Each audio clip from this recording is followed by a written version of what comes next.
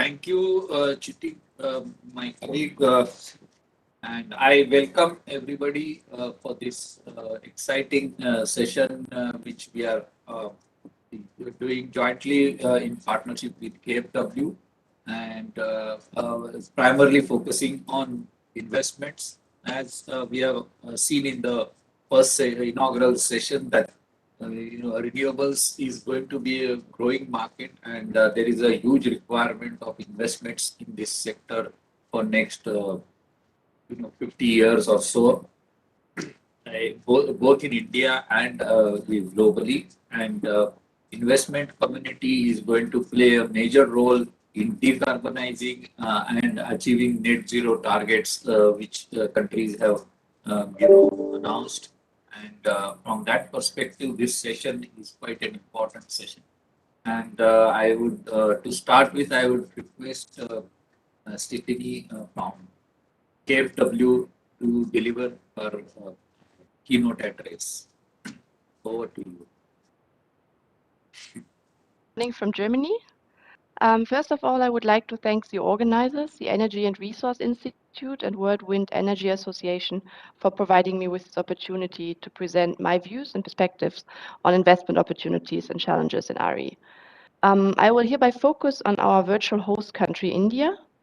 India has made tremendous progress in renewable installation and today ranks fourth in the world in terms of installed capacity.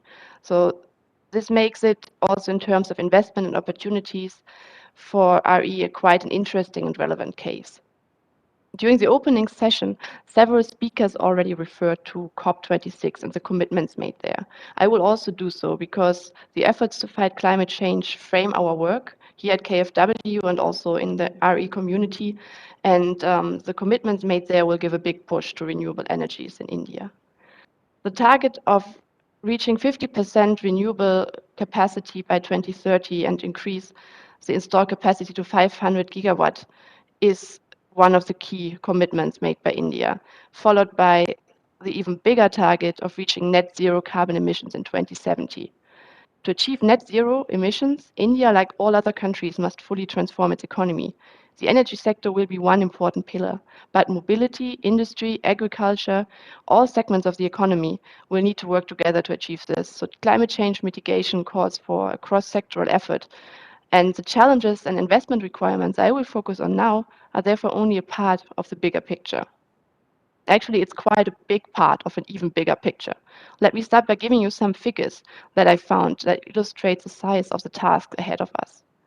India will need to invest 550 billion US dollars to reach its 500 gigawatt capacity target by 2030. 350 billion of that will go into wind and solar infrastructure, 50 billion US dollars for grid firming investments, and 150 billion US dollars on expanding and modernizing transmission. For all of you already struggling to picture those amounts, 10 trillion US dollar investments in the energy sector alone will be needed over the next 5 decades to achieve net zero in India. So the importance of green financing cannot be underestimated when it comes to reaching COP26 targets and ultimately avoiding the disastrous effects of climate change. Let's look at what has happened in the financing of green energies over the last 2 years and where India stands today. When the COVID pandemic hit the Sorry world to in interrupt you. 20... You have to share Yes? your slide. We cannot see your slides. Oh, I have not prepared any slides. I'm sorry. Okay, okay. So getting back to 2020, the COVID pandemic hit the world and energy demand slowed, and so did investments in renewable energies. In India, investments declined by 24% in the financial year 2020-2021 compared to the previous year. They dropped from 8.4 billion US dollars to 6.4 billion US dollars, so quite a considerable drop. However, with the revival of the energy demand and also commitments from various banks and financial institutions to exit fossil fuel investments, the share of renewable investments is now rising rapidly. In the first 4 months of this financial year, which starts in April in India, investments in renewables totaled already 6.6 billion US dollars. That's more than during the entire previous financial year. India also crossed the landmark of 100 gigawatt of installed renewables in August this year. This is quite remarkable. But while this is good news, to address climate change and greenhouse gas emissions, India has committed to reaching 500 gigawatt by 2030. This is 5 times the installed capacity. So what needs to happen to meet these ambitious targets? Is it only a question of money? If we put the 10 trillion US dollars on the table, would that really push the energy transition to happen? I work for a bank, but I still have my doubts. Let me start answering this question and briefly tell you about what KfW and its approach to renewable energy financing is. Considering the importance of the energy transition for India and its global impact, the government of Germany and India have agreed to work together on this topic. KfW Development Bank, as a financing arm of the German Ministry of Economic Cooperation and Development, has been implementing our strategic partnership for solar energy between Germany and India. We have allocated 1 billion euros for solar energy alone. An additional 1.4 billion euros have been made available for investments in the transmission system. KfW's investments in renewable energy focus on solar and wind power. We finance projects either directly or through credit lines, and there we work together with huge banks in India like SBI, Bank of Baroda, REC, and also IREDA. We work with state governments in Maharashtra, Madhya Pradesh, West Bengal. And I'm very proud to say that KfW has thereby contributed to solar and wind projects with an installed capacity of 2 gigawatt. And we are already working on an additional 1 gigawatt. To achieve this, we did more than just provide concessional financing. Our approach is to offer also technical assistance to facilitate project preparation and strengthen our partner institutions. We work together with our sister organization GIZ to improve the overall sector framework conditions and capacities. We strongly believe that while funding is clearly needed, the renewable sector requires more than cheap money. In fact, we often feel that what is really needed is a pipeline of well-developed and viable projects. Therefore, let me close my keynote by highlighting some of the challenges for renewable energy in India and in fact worldwide. So political support and economic need for sun and wind power is huge. Technology development is rapid and a lot of progress is being made. However, not only in India is project implementation lagging behind. To facilitate the implementation of renewable projects on a large scale, policy and structural reforms are urgently needed. To attract the massive amounts of financing needed, a stable political and regulatory framework is critical. Investments in the grid are a precondition. Strong transmission and distribution systems are the backbone of the energy transition.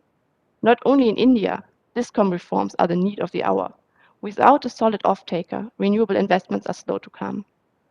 There's also a need for market design instruments to facilitate more competition, efficiency, and transparency in the sector. Tariffs need to be set based on a competitive approach and revised on a timely basis. Electricity trading can be one approach to establish such competitive prices. At the same time, land is scarce and needs to be used as efficiently as possible. Prioritization of regions according to its energy production potentials for solar, wind, and hydro needs to take place. And also, land-saving technologies such as floating solar, agri-PV, and rooftop solar needs to be promoted. Another scarce resource is water, and that needs to be used with utmost care.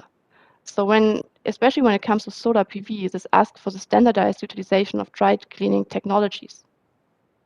And in general, as a financing institution, we feel that environmental and social standards, as well as quality criteria, need to be strictly applied to ensure that, first of all, financing is attracted to those projects, but also that the energy transition and the projects are sustainable. Another point of importance for financing is the aggregation of small projects. Agri-PV, rooftop storage, all these are extremely important. But to finance them on a bigger scale, new business models and new institutions are needed to exploit the potential. The slow uptake of solar rooftops in India and in many other countries in the region shows how important the regulatory and institutional framework is to harvest this potential. It's not a technical question. The solution on a technical side are easy, but the framework conditions aren't right. Also, when it comes to repowering of wind parks, aggregation and bundling is key, and SPV needs to be set up and mechanisms to create incentives must be developed. And last but not least, promotion of new and innovative technologies, including storage, is important. Here, financing institutions together with policymakers can add value and bring in additional support. We are thinking about incentives, subsidies, possibly viability gap funding, guarantee schemes, technical assistance, and support in setting up of SPVs. We are working at KfW on these issues together with our Indian partner institutions, and we hope to continue to do this. Then besides the challenges that I highlighted, we all believe that reducing CO2 emissions and mitigating climate change can only happen with a successful energy transition. So with these introductory words, I would like to listen to the other participants to share their view and then discuss possible ways forward for finding the necessary funding for this enormous challenge at hand. Thank you. Thank you, Stephanie, for this exciting keynote address. I think it put in the uh, context for the next deliberation. And you have rightly pointed out the need for not only the financing but also the associated activities like policy framework and new business models for also promotion of new technologies. So thanks a lot. It's very you know uh, motivating talk. I now request our next panelist, Akhilesh Tilodia, to give his views. The same.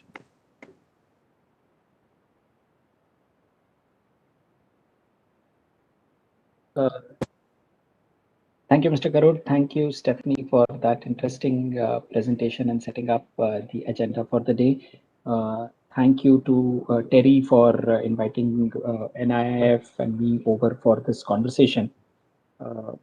I request if I may be allowed to share my slides. I can then maybe talk about, also show the panel what we wanted to speak on. Yes, you can share the slides, I believe. Yes. There's an icon at the bottom of the screen. Yes, it's just been enabled.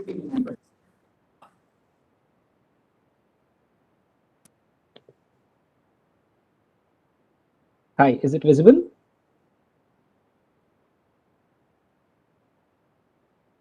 Yes, it is visible. Okay.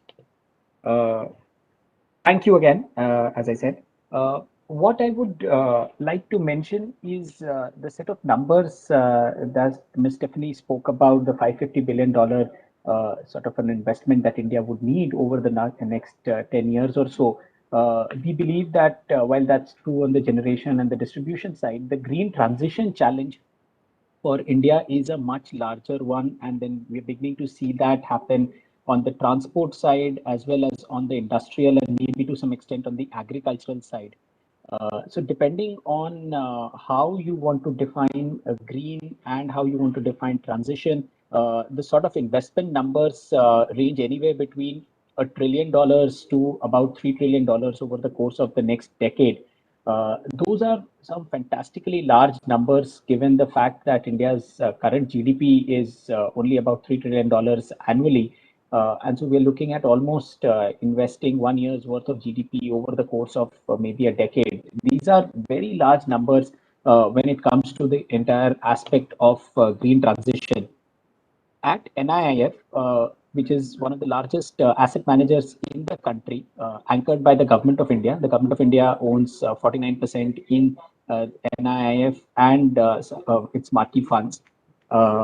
We are one of the largest investors in infrastructure, and we have a very key commitment to ESG, environment, social, and governance norms. We think that the entire green transition challenge from the perspective of financing requires a PPP partnership. What do I mean by PPP? It's public, private, and philanthropic. There are three aspects of investors, in a sense, who need to come together when it comes to financing of green transition. On the public side, there are some very interesting points that Ms. Stephanie touched upon. There are global multilateral institutions that need to come together, whether it's the Green Climate Fund, the various multilateral development banks, etc. I think the interesting point that she also touched upon, which is the bilateral agreement between two or few countries, is also important from a green transition perspective. She mentioned the Germany and India partnership. There are some conversations with the UK, the US, etc., that are being put in place. Also, the national and the local governments are now beginning to consider green transition and green financing as an important concept from the worldview of financing. So there is public funds available both at the global as well as at the national level. And that's something that I think we need to all track from how that can contribute to the entire 3 trillion investments that we are speaking about. There is also a large private element that is going to come in. A lot of this transition is actually very commercial in nature, and you will find funds like the private equity and the venture capital funds, similar to the ones that we at NIIF run, to be a large component of the investment and the financing requirement that will come in. One other aspect where we are seeing interest come in is firms with non-green cash flows, which are in the fossil fuel business. They are now beginning to recognize the need to invest into green investments and are turning into interesting limited partners for many private equity and venture capital funds. And that's where you will begin to see a large amount of private capital beginning to flow in. The third P, and I think that's where a significant role also devolves from a philanthropic perspective on various corporate as well as many foundations and family offices who are willing to take either a low rate of return because they believe that this is something that they want to leave behind as a legacy for humanity, or are at least willing to be far more patient with their capital in terms of when they expect the returns to come in. Uh, what we have seen is that all of these three P's are beginning to fall together, the public, the private, as well as philanthropic. What I will do is talk about two quick case studies that NIF has already put in action, one about a fund and one about a company that we have helped seed. In a sense, they also address the important point that Ms. Stephanie raised about having a pipeline of developed projects, especially for large investors. A lot of projects in India end up being small in size when it comes to interest from foreign investors. And so, how do you create the right funding vehicle as well as the investment vehicle is an important component of bringing capital into India's green transition. Uh, the case study of a fund that I would talk of is GGEF, which is the Green Growth Equity Fund. This is India's first decarbonizing solutions fund that got created about 2 or 3 years ago. This was seeded by NIIF along with CVC in the UK. Over the course of the last few years, it has also seen some marquee other investors come in into the fund, and this now has become one of the largest climate focused fund, single country climate focused fund anywhere in the world. This is still in the final stages of its closing of the entire fundraising, but we expect this to be one of the largest entities that will be present in India. It is already present in a wide variety of verticals when it comes to investment. Ayana, which is the second case study that I will also talk about, is one of the largest large scale utility solar plus wind that has been seeded by NIIF and GGF together. We're also GGF also has investments in Radiance Renewables, which is the commercial and industrial entity, speaking to the small and disaggregated rooftop related points that Ms. Stephanie was also speaking about. There are investments in mobility as well as in waste management. Similar to the fund, NIF has also created one of the largest leading renewable companies in the country. Ayana, which again, as I mentioned, is also an investee company of the Green Growth Equity Fund, but also a significant ownership by NIF. NIF owns more than 51% in Ayana. We already have about 2.1 gigawatt of capacity under construction and about 590 megawatt operational capacity, beginning to get into hybrid wind and solar projects, etc., and also looking at standalone wind projects. So, as far as a platform creation is concerned, again, NIF has been able to put together one of the largest renewable companies. And the reason why I wanted to highlight the fund and the company structure is to suggest that uh, sometimes what is also required when investing in India, given some of the smaller sizes that were being spoken about, is choosing the right partner as an investor to partner along with. And that could potentially be an interesting conversation to be had there. Uh, we spoke of three P's when we spoke about investments, which is the public, the private, and philanthropic. One of the more important P's, and touched upon in much greater detail than I will do by Ms. Stephanie, is the policy clarity. I'll highlight from an investor's perspective three specific type of issues where policy clarity is required. The first is access to long-term financing. Many of the power generation transmission assets specifically are very long-term in nature, upwards of 15 to 25 years, depending on what we are talking about. And the local banks are not necessarily in a position to finance such long-term projects. There are asset liability mismatches, and that causes these entities to want to have a longer term financing, but they may not necessarily have access to it, and which is where, again, creating some of the right structures to get the money in for long periods of time also requires some relaxation in policies, and also requires building some of the structures which can help mitigate this asset liability mismatch.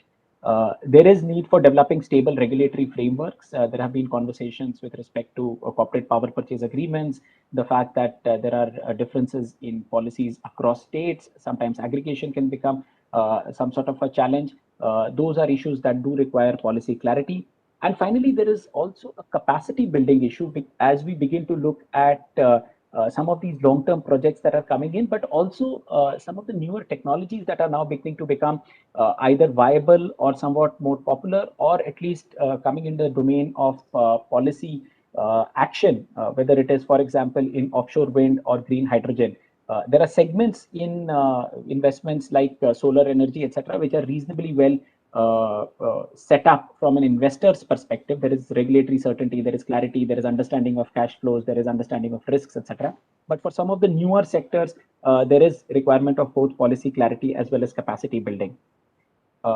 We at NIIF have been working closely with a large number of local and global stakeholders as well as policymakers to put together a few policy tracks such that the green investments as well as green finance is made more easily available in India. I won't go into the details of all of these five pillars that we have put down here, but what I would do is briefly touch upon to say that regulatory certainty is a policy track that is, I think, very clearly required, which is a point that we mentioned in the previous slide also. There are a bunch of local regulatory relaxations that are required for investment flow that needs to be boosted. Enabling of credit is again important, and also so is the ability for a larger number of players to come in. Banks continue to remain a large source of financing. Insurance and pension money locally, not so much. And so enabling that credit flow coming in is also going to be an important aspect of policy track. There is a need to develop a bunch of new instruments. We've mentioned a couple here, but again, innovation from a financing and investment perspective is also going to be key. And finally, capacity development, both on the assurance side, because what you are investing in, is it green? Is it making all the changes that you expected it to make? Are the disclosures relevant? Are the disclosures comparable, etc.? I think all of these are very important aspects of understanding whether all the investments and finance that is going in, is it going to make the sort of change that we hoped will come through with these investments.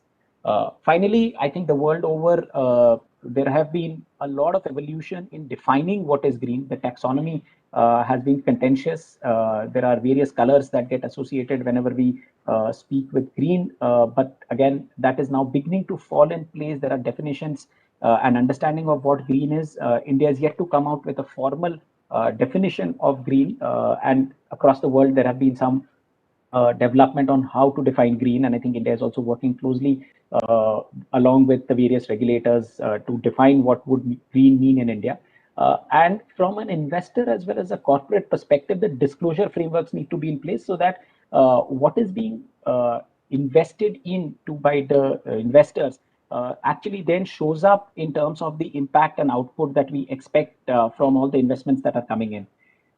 Those are some of the key areas from a policy perspective that as investors, I think we need to work towards. what I've highlighted, hence, as part of my presentation, are the opportunity sets and the action that NIF has been able to put together through the fund as well as the investment company, and have also tried to give a sense of where we are. I wouldn't like to call these policy tracks that we are pursuing as challenges, but I think this is an opportunity for various stakeholders to come together and evolve the consensus such that we are able to create a conducive environment for the large sums of monies to flow in. With that, I will pause and over to you, Mr. Karur, again. Thank you. Thank you, Akhilesh, for this exciting presentation. Uh, it was really, heartening to know that the NIF not only is investing but also promoting company for developing projects and especially focus on supporting small projects and your inputs on regulatory relaxations and more importantly, what is green? I think this is one of the major, will going to be a major challenging issue as we go further and have huge capacity of renewables built in. Because although it is normally assumed that renewables are green and free from negative impact, but we with the Forum for Future and WWF and WRI, Terry, we are doing a project on that about the green technologies to be environment friendly and socially and environment just technologies. So that's an important aspect which you have brought in about the um, formal definition of green. If that will be a major step because and it is required in the context of renewables which are going to go grow very fast. I open this session for question answers. If there are any questions, you may type in the Q&A box and we will answer it. I am expecting Mr. Chintan Shah to join shortly. Actually, he has some connectivity issues. We are trying to sort out those, and I hope he will join in a few minutes. Yeah. So we have Mr. Chintan Shah, Director Technical from IREDA. Uh, IREDA is one of the major renewable energy financing agency, and I think it is the first financing agency which was exclusively established for financing renewable energy and energy efficiency projects in 86, 87. And he is heading the and he has before that he had a very good experience in the industry, with, particularly wind industry, on financing and business development. So I request Mr. Chintan Shah to give his views on financing the renewables. Yeah. Over to you, Chintan. Yeah. Thanks, Shirish. How much time we got?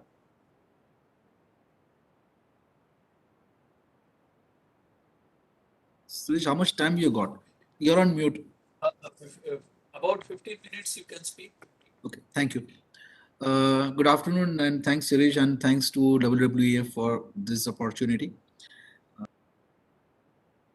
Wind energy apparently has been quite old in India. It's been started off back in 1990s, and it has evolved across the entire process. I understand that a couple of people must have already talked about the entire journey that the wind sector has gone through in India as well as globally.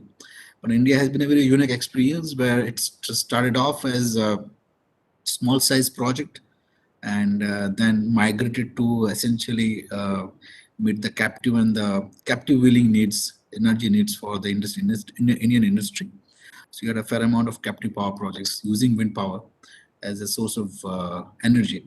And we have some very nice case studies in that in India. Essentially, the textile sector of the southern part of India ended up using a fair amount of wind power projects to meet their energy needs, to make their main operations more viable.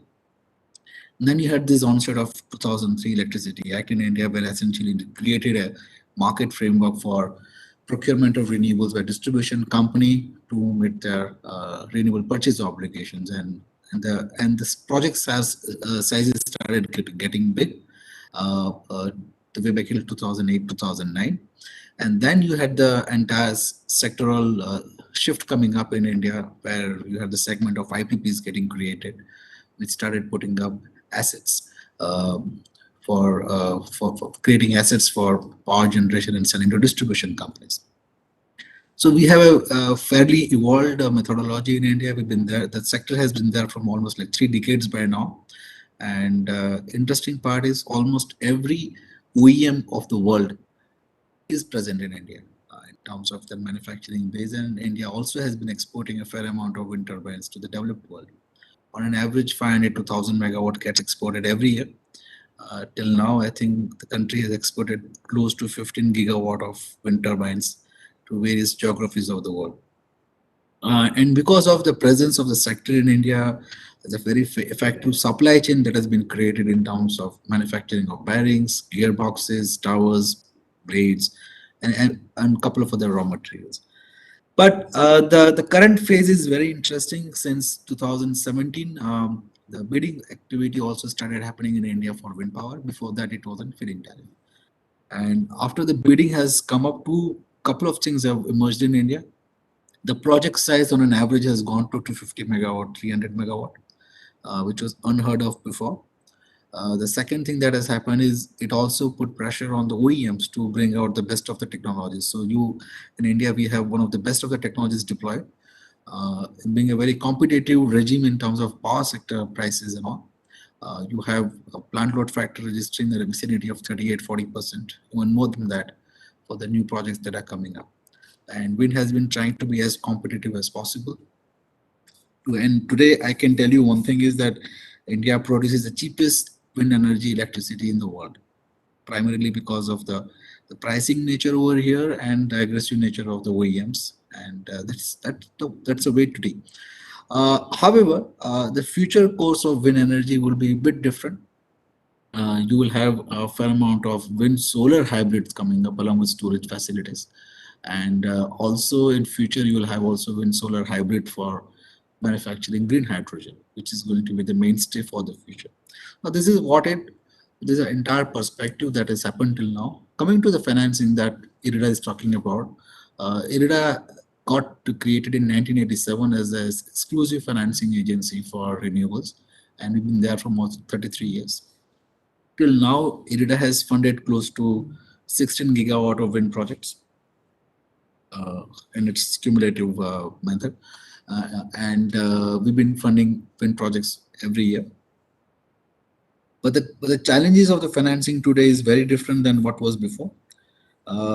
In terms of financing, essentially debt market, we have three components. One is we call it the underwriting agency. The other is the term lending, and the third is the bond market, the money market. IREDA very much falls in the middle, which is a term lending. And as we see ahead in the future, the money market would get evolved more and more. And because when the projects get stabilized and they started yielding stable revenue, people will go to the money market. And that's what the role of a term lender would be. A term lender's role would be essentially funding the construction finance as well as stabilize those assets. That's the role of IREDA and a couple of other agencies like PFC, REC, and other banks. This is the evolving phase of the evolving phase of the wind energy, and the way forward is very clear. It's going to be wind solar hybrid because there is a major need for a stable, or I would say predictable source of electricity for the utilities, for them to absorb in the grid. Storage is definitely a very good option available, which creates something we call it in India as round the clock power. RTC bits, that's what we're talking about. And that's what is coming up now.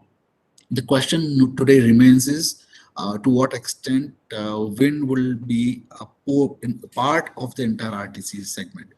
Because you're going to battle with three different sources of energy. One is solar, other is definitely wind, and the third would be the storage cost.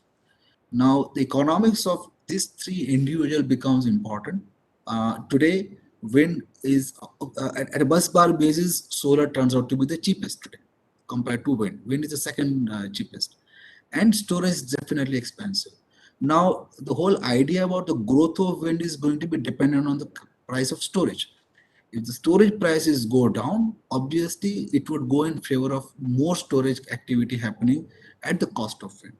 And that means the wind people have to be equally competitive enough to ensure that the wind prices are always lesser than the storage prices. That's the key.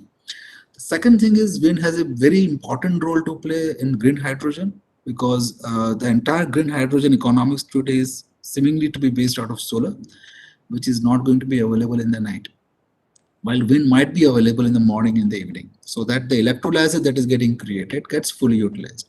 So wind will definitely have a role to play, just not for producing electricity around the clock, but also to ensure that the electrolyzer efficiency also goes up, because the availability of wind energy should be there when the solar is not there. So these are the overall economics that's happening. Today, I think the sector is now getting picked up. There's a huge amount of traction in India for wind, essentially because the cost of balancing required for wind is lesser than the cost of solar today. And from the financing perspective, based on the projects and the proposal that we are getting, we expect wind to go back to about 5 to 6 gigawatt every year for the next 2 years. So now you already have more than 15 gigawatt of bids which were launched by the government, by various agencies, and of which about close to 5 gigawatt to 6 gigawatt has been commissioned, and another 10 gigawatt is under construction phase right now. And so bids will keep on coming, and I think there's adequate market available for people to deliver. The challenges in which are going to be on the execution front, getting land in place, drawing down evacuation lines. These are challenges that any infra project faces, including wind. So this is something that needs to be geared up in the right direction. Otherwise, as far as the debt capital is concerned, we don't foresee a problem at all. As far as the India is concerned, there's adequate debt capital available in the market, and the money market is getting expanded day in, day out. So in the future also, the money market will be much bigger than what is there today. So from the debt perspective, definitely no issue. From the equity perspective, also there's not an issue because there's a huge amount of equity available to invest. Now the question today lies only is the bottleneck lies in execution challenges. So if the execution challenges can be met out, I think we see a fair amount of traction in the wind power in the future. That's all I had to add. Suresh, over to you. Thanks, Chintan. So exciting and very precise summary for the overall development of Indian wind energy sector since 90s, and also the way forward for future development. And I think you covered the whole gamut of Indian wind sector in a very deep but precise manner. Thanks a lot for this. And I think it is exciting to see that the financing agency is upbeat about it. And then we are looking at something like 5 to 6 gigawatt per year wind capacity installations happening. It's a good point that because for last couple of years the rate per annum installation rate has gone down, and it is heartening to know that it is increasing. Plus solar wind hybrid and around the clock and hydrogen generation facilities. Particularly, I think the point is excellent that wind solar hybrid offers more utilization factor for the electrolyzers for hydrogen generation, because when wind is available, solar may not be available, but and vice versa. So I think this is also an exciting phase for new technologies and new avenues like green hydrogen coming in here. And as you mentioned that there is no dearth of capital, both debt or equity capital, and this next market of money market, the established projects will get sold. That is also an exciting phase. With this, I will open the floor for question answer. If there are any QA, participants, please write your questions in the chat box. and we will keep this session open for another 5-10 minutes.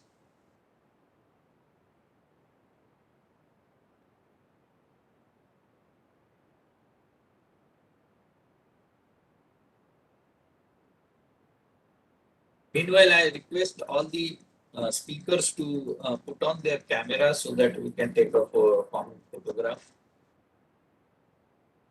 A question for both the all the speakers. Any comments on offshore wind future in India? I think Chintan or Akhilesh, both of you may like, or even KFW, because you may be looking at some of these new avenues.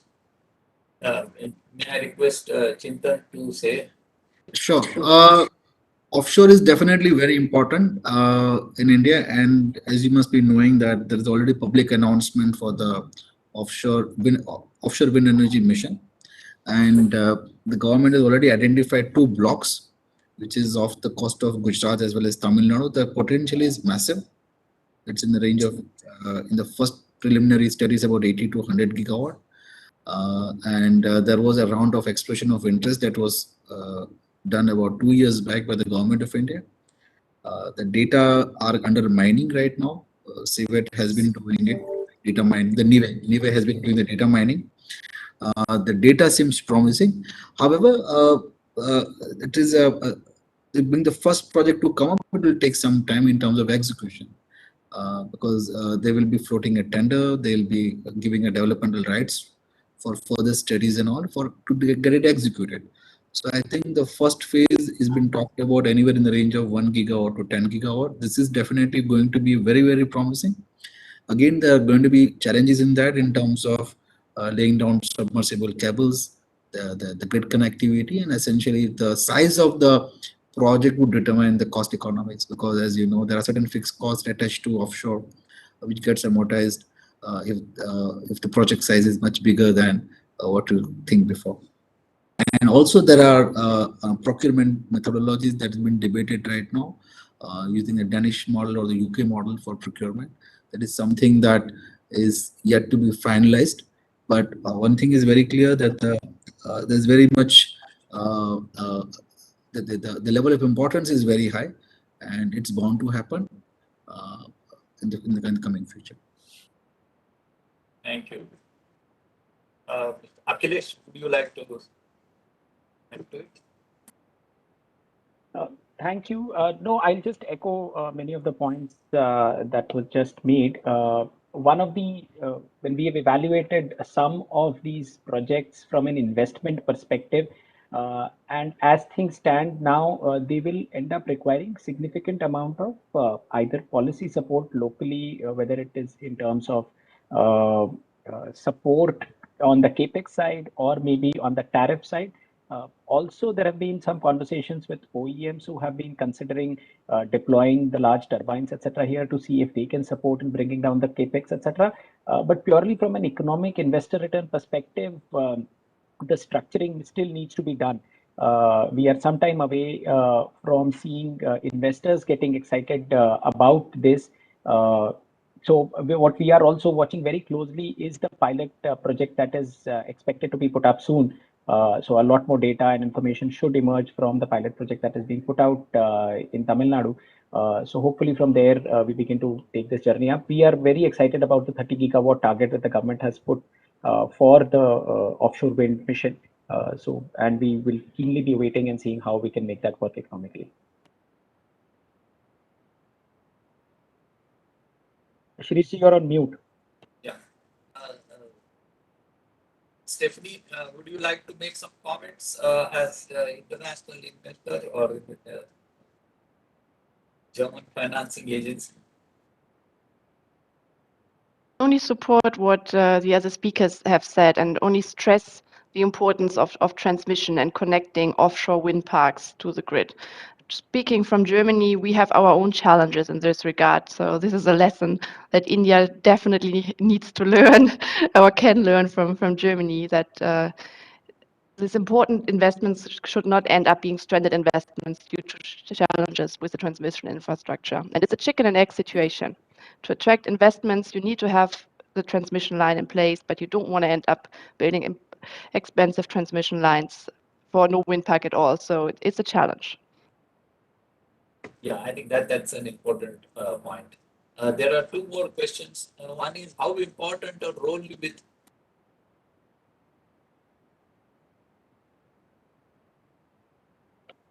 You've again got on mute. You are muted. sorry.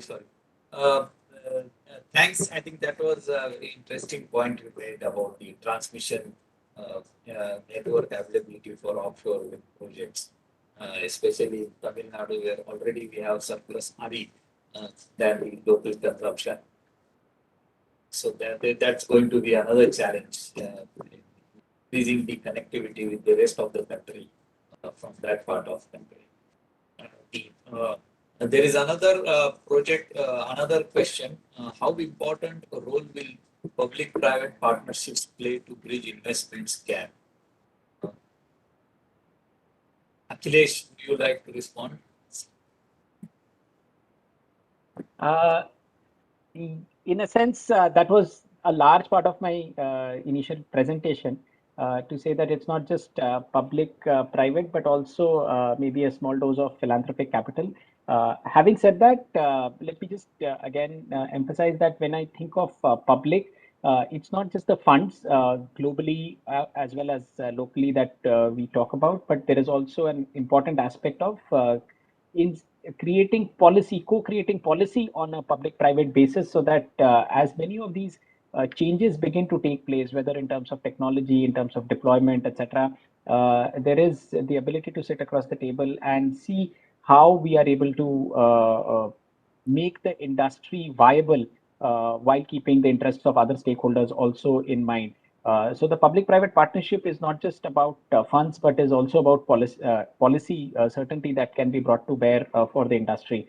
Having said that, there is simply no other way other than public-private partnership to put together the investments that are required. Thank you. Before we take the next question, I welcome Arjun Shankar, who is our next panelist, and I request him to give his uh, presentation. Thank you. Thank you so much, sir.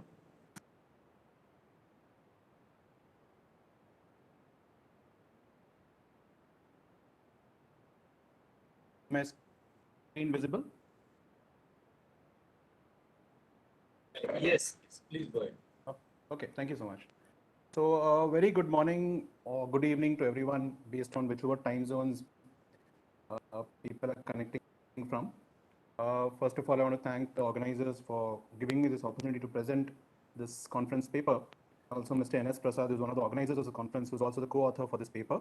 At the outset, I wish to mention that this paper is essentially, you can say it's an output or a curation of some of the key highlights from a broader 3-year long study that we sort of recently concluded.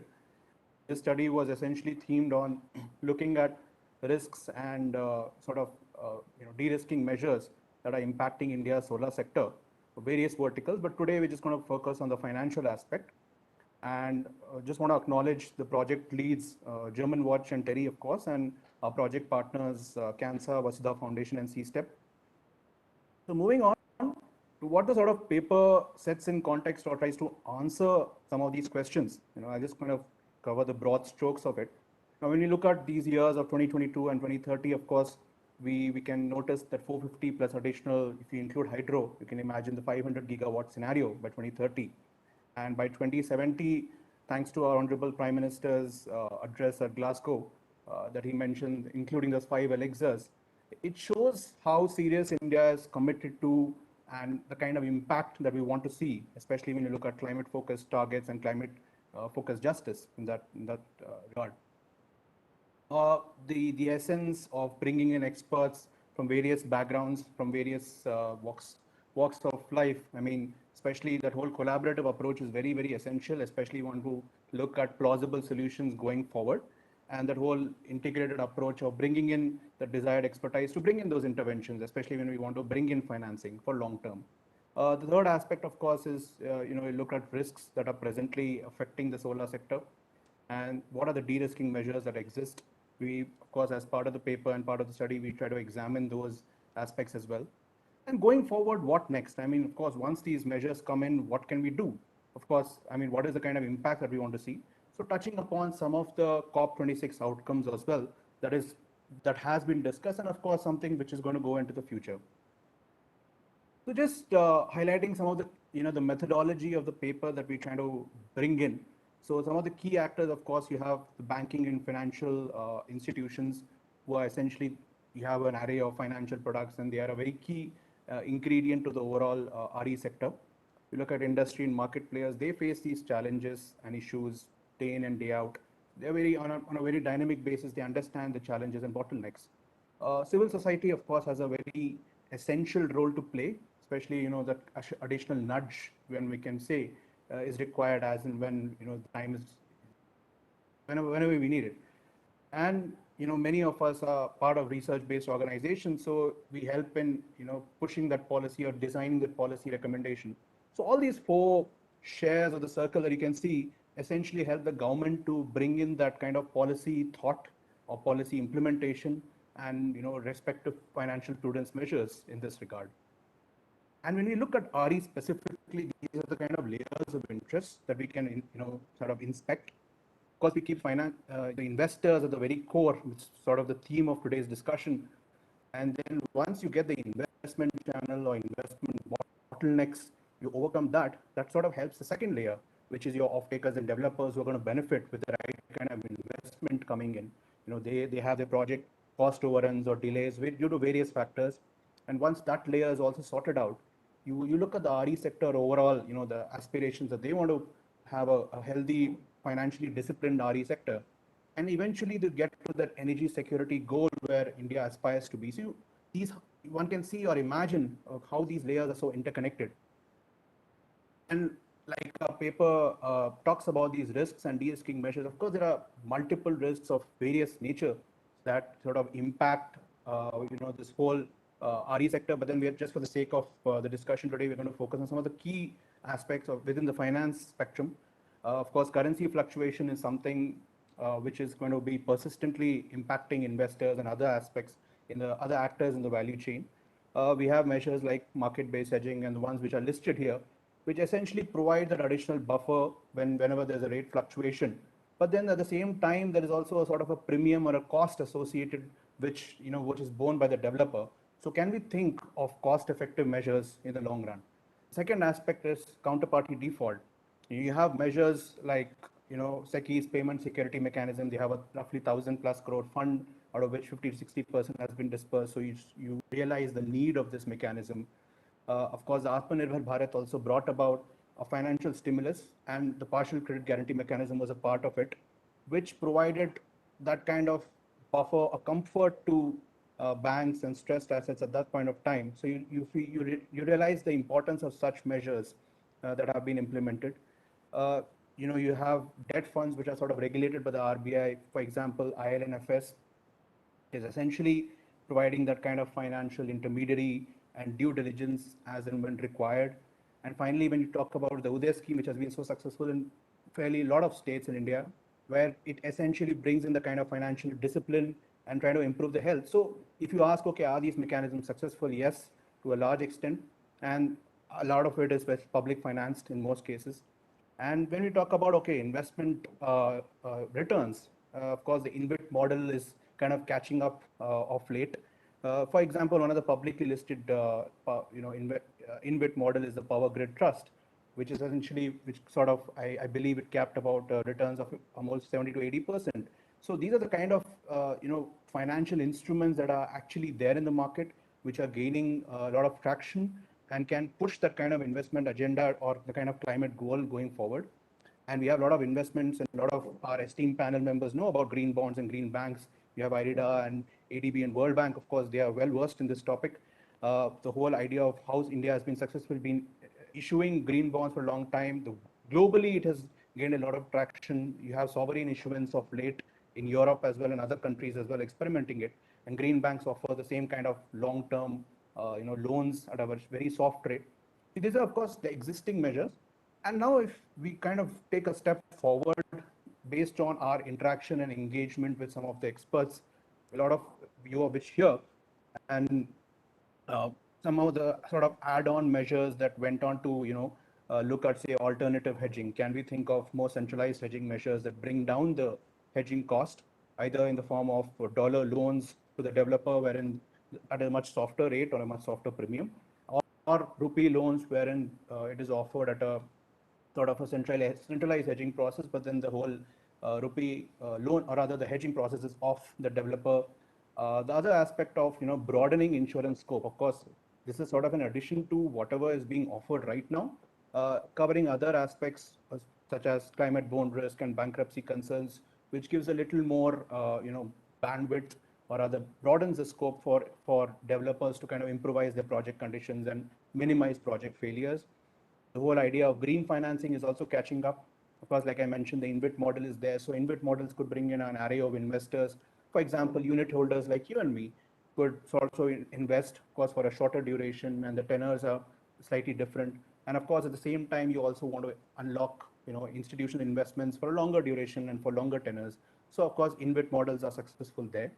When we think about PPAs, of course, with the whole market mechanisms kind of catching up, PPAs also sort of looks like being phased out. But as long as you have sort of contracts and agreements in place, these are some of the sort of measures that could help strengthen it. For example, risk mitigation plans right at the inception when you sort of sign the agreement, which gives the investor and other actors the kind of credibility, accountability to the projects in the long or short run.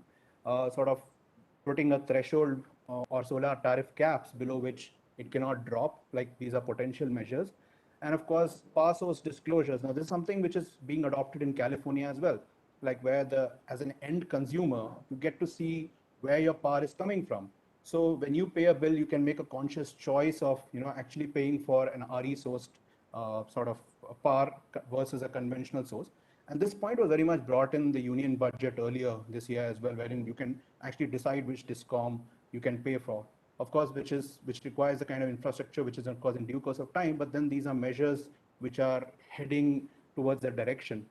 And of course, when we think about a lot of small players who are covered under the MSME circuit as well, we can think of topping up or providing the additional capital buffer in addition to whatever they are being offered by banks in forms of loans, so that it gives them the additional cushion and minimizes any kind of project closures in any kind of time. So of course, like I said, these are perspectives, recommendations, which of course need deeper delving into, and of course further investigation to identify the feasibility and the practicality of the products or the end outcomes. But of course, these suggestions are worth thinking and deliberating over. And finally, going forward, like, of course, the COP outcomes are listed out here, just a snapshot, and most of you are sort of aware. But just the key takeaways from this is that, of course, when we think about the $100 billion goal and more, of course, how do we sort of meet that? And this is also something which developing nations should not sort of stop from kind of gaining their own capital share, in addition to what developed nations can help.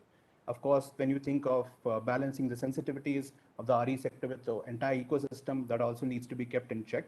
Financing from different sources, like I said, unlocking institutional investors, and at the same time, private investments as well.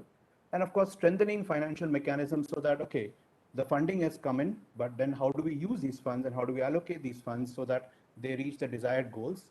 And we bring in that theory of change in the long run. With that, I just want to conclude my talk.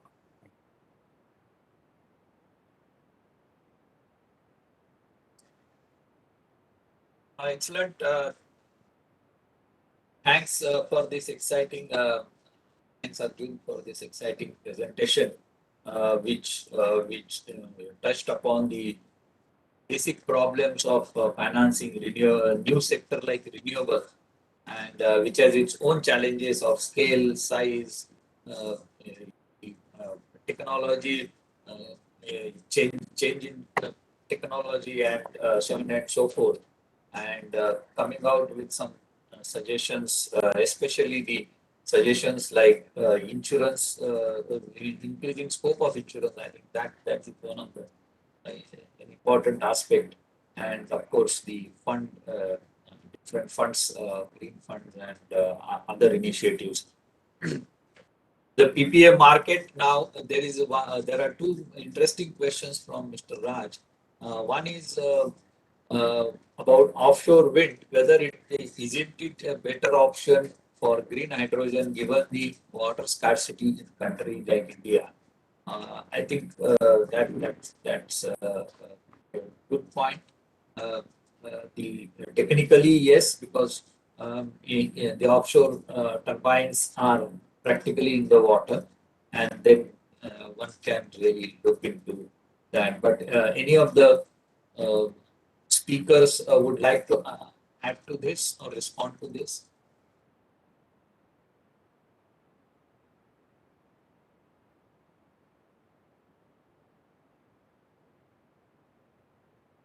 The second question, I think, is more appropriate for the finance session.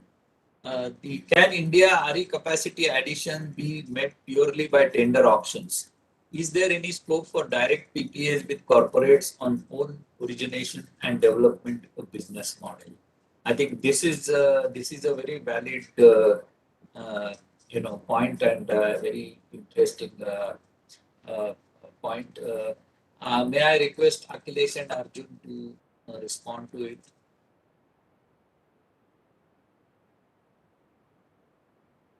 This is indeed an important and interesting point from a variety of perspectives. Uh, for bankers in India today, and there was some conversation about, for example, availability of debt financing, which is reasonably available. A lot of comfort has been derived by the bankers because there is, in effect, a sovereign guarantee around some of the offtake. That's at least how they interpret it. To the extent that this moves into direct purchases with corporate, there has been some considerations by bankers to say whether how should they think about the risk element, the credit risk element that gets added to it. Uh, I think, however, this is something that over a period of time, as more and more renewable begins to come in into the ecosystem, and as more and more corporates want to have their own net zero targets and will want to have green power come in, this is a situation that the market will need to resolve itself on, and bankers and financiers will have to start to get comfortable with merchant-based power or exchange-based power agreements. This is not necessarily the case right now. So the point that Mr. Raj is making is indeed an important one, and I think a market transition timeline has to be seen.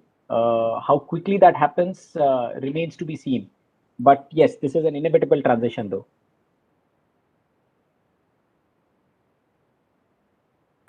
Thanks. Arjun, can you add on?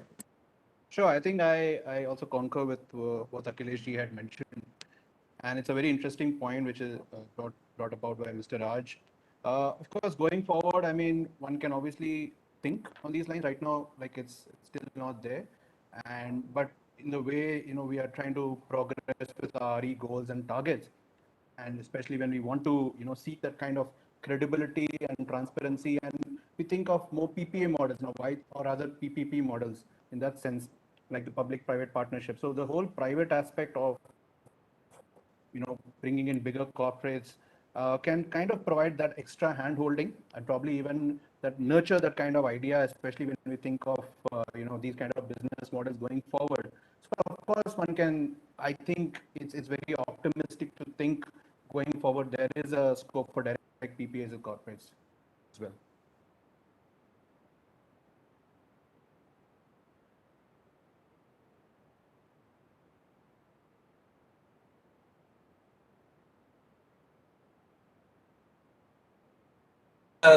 Last comments from your side?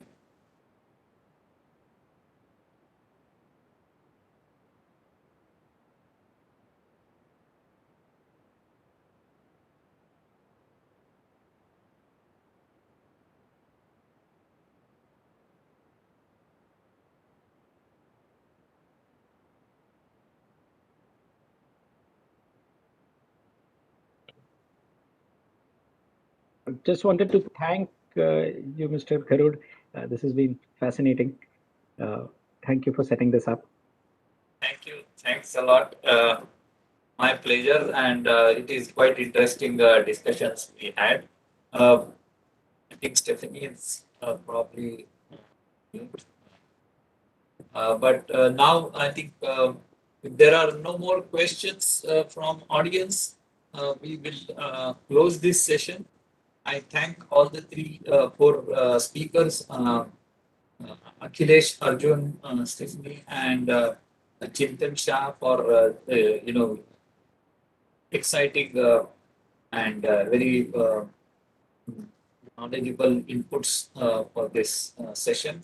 And our special thanks to KFW with whom we are partnering this particular session. So I close the session now. Thank you, everybody, and we will again rejoin at 4:30. Very Thank much. you. Thank you very much, Stephen.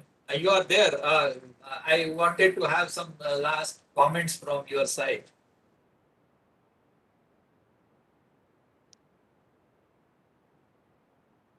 Yeah, now you can see me again, right? Yes, yes, yes. Yeah, some words of thanks from my side as well. Thanks for moderating the session. Thank you for all the fellow speakers for the input. It has been quite interesting, and it shows that I think to move forward in the Indian sector, it will need to go beyond what is already happening in new aspects, be it on the institutional and regulatory side with regard to PPAs, with regard to technology. Offshore wind has been mentioned. New things have to happen, otherwise the targets will not be met. But I think India is on a pretty good path to become more climate neutral in the future. Thank you. So thank you Thank very you. much, and I wish you all a successful conference over the next 2 days. Thanks a lot. Thanks a lot. So thanks everybody, and I will close the session now. Thanks all the speakers again. Thank you. Thank you.